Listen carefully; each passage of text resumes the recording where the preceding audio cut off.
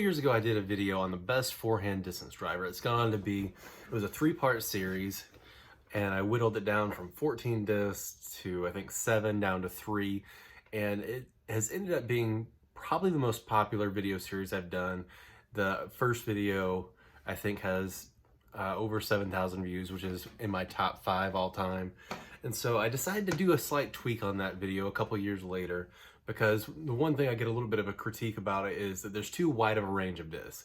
I have everything from like Destroyers and Grey Jays that are a little bit less overstable, or like they're overstable but not like really overstable, all the way to like Rask and Energies and some of the most overstable discs that are in production for distance drivers. So I tried to go with 10 discs, many of which are the go-to driver for your pros on the tour. So like the Destroyer itself, which is 12, 5, -1, 3. I'm trying to stay overstable, not really overstable, and whatever the signature main driver is for most companies' star players, those are the discs that I wanted to get. So I've got 10 discs here. I've got Innova Destroyer, of course. I've got my Paul McBeth 4-time Destroyer. It's not one of the super beefy ones, so it's kind of like standard overstable Destroyer. I've got the Infinite Disc iBlend Emperor. Ideally, I would like an S-Blend one, but this is not a monetized channel, so it's not in the budget. But it's relatively fresh, so more stable than it will be after I'm done throwing it. And for MVP, I have a Neutron Photon. See James Conrad and Sarah Holcomb throwing these a lot, Jordan Castro as well. It's a little bit slower than a Destroyer. I think it comes in at about an 11 speed, but this is the one that most of their pros throw as their main distance driver. In the Trilogy brands, I did one from each, and for DD, I picked the Enforcer.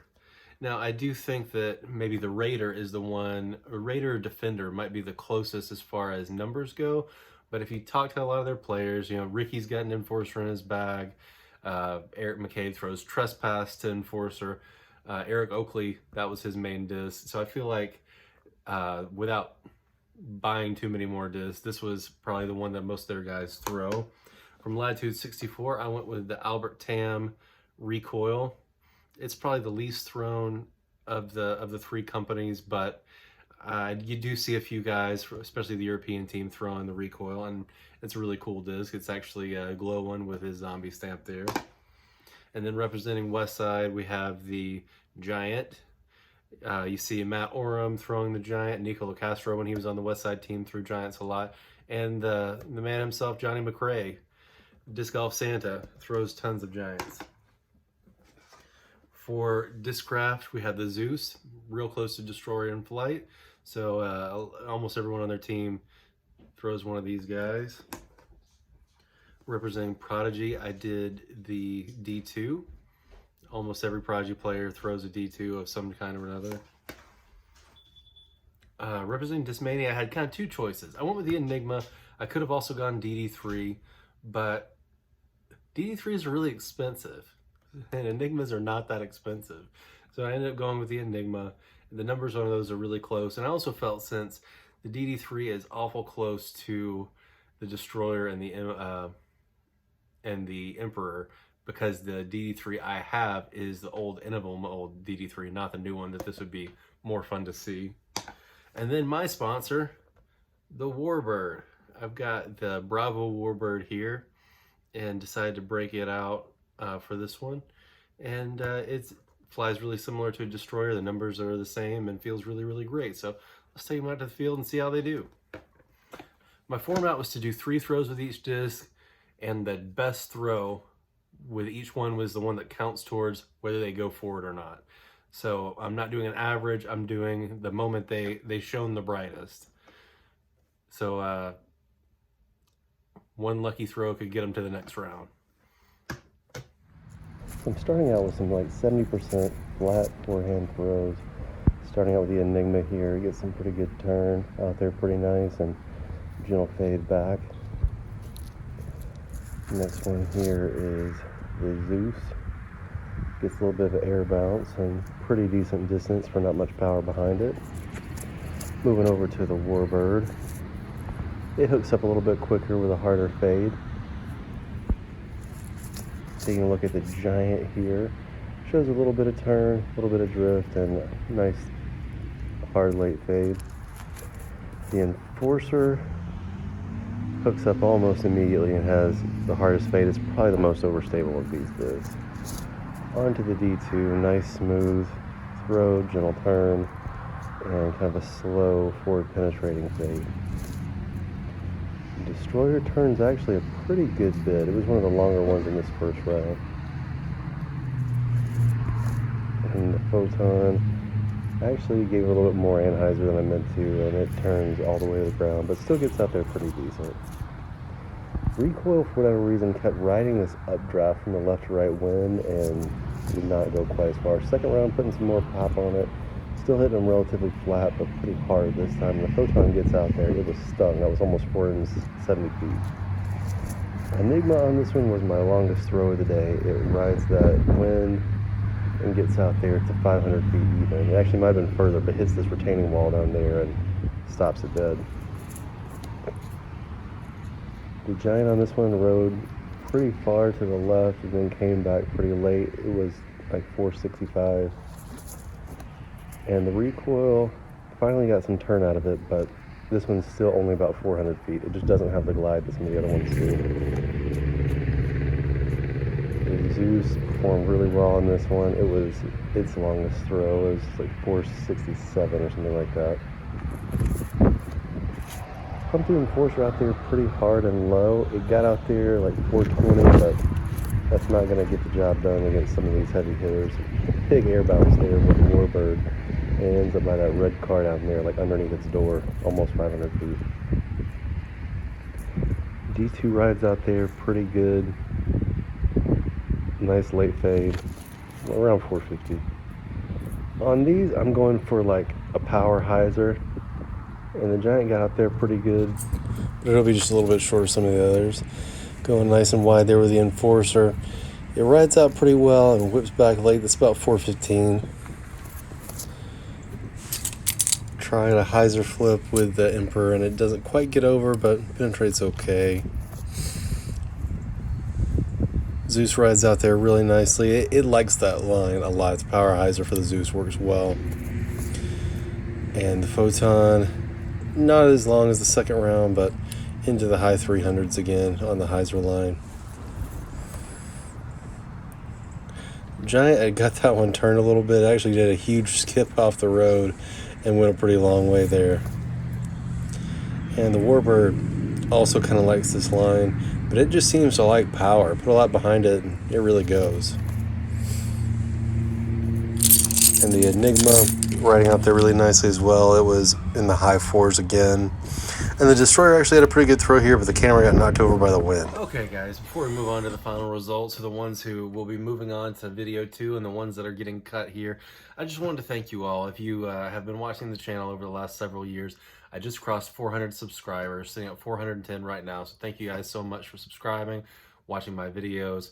I've had a pretty good year growth-wise, and I couldn't have done it without you guys who hopefully are enjoying a lot of my content. I do work really hard in the videos, and I hope you see that a little bit. So for our disc here, we had a lot of great discs out there, some very good throws. I threw some better than others, but you know, they all had 3 shots, and some of them did really, really well. Others, not so much. So the first one we'll be saying goodbye to is the Recoil. One of the prettiest discs here, despite Albert's skin condition there on his zombification. The longest throw with this one was right at 400 feet. It was probably the most consistent disc. It was like 380, 394, and 400. But sadly, its lack of glide and slight more overstability than some of these will have it saying goodbye in round 1. Another one that was overall very consistent but not that long was the Enforcer. Its longest throw was a bit more at 418 feet. It had another one right at 402 and another one at only 360 in the first round. So overall, not the most impressive showing, though it was fairly consistent. I do like this disc a lot, and if I had done any like power and hyzer thing, I probably could have thrown it further. But since I was going like flat shot, hyzer, and like power flat, it never really got a chance to shine. So I have to say goodbye to our sparkle influencer there. Now going from the most overstable to the least stable of the disc, it will be our Infinite Disc Emperor. This one actually, I messed up the first throw.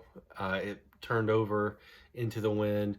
I got one pretty good hit with it. It went 421 on the second throw, where I gave it a little bit of a hyzer flip angle and did pretty well. And the third one, it was like 375. So like nothing impressive there at all. I just didn't really gel with it. It's a little bit less stable. So if your arm speed's a bit lower, you could probably throw it a pretty long way. And I actually like it pretty good for backhand. So if we're looking at that, that could be a really good disc for a lot of people. And then surprisingly enough, the disc that we were comparing everything against is not going to make it to the next video. The Destroyer, while it did fine, it was not the most impressive today. The best throw was 421 feet. Also had a 414, and then I messed up the other one. It rolled over. I don't even think I kept it in the video. So two pretty decent throws, but nothing overly impressive. I do like the way it feels, flies good. It is the gold standard for drivers in this category, but sadly, we'll be saying goodbye to this one for now. And then last one that I really thought I had a chance to win it, since I've thrown some crushes with it before, is the D2. I threw it pretty well a couple times. 447 was the longest, which is pretty darn good, honestly. But there were 5 discs that beat it. So despite the fact that I like this disc a lot and it flew really far a couple times, it just didn't crack it. So goodbye to this nice D2, and maybe we'll see it in another video. Okay, now we're talking about the 5 we will have. Moving on to the second video, and the first one is the Zeus.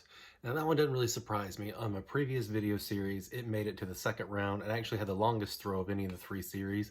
Its longest one today was 464, and it had a couple pretty good ones alongside that as well. So the Zeus has great glide, nice stability, and I feel like has a chance to win this thing.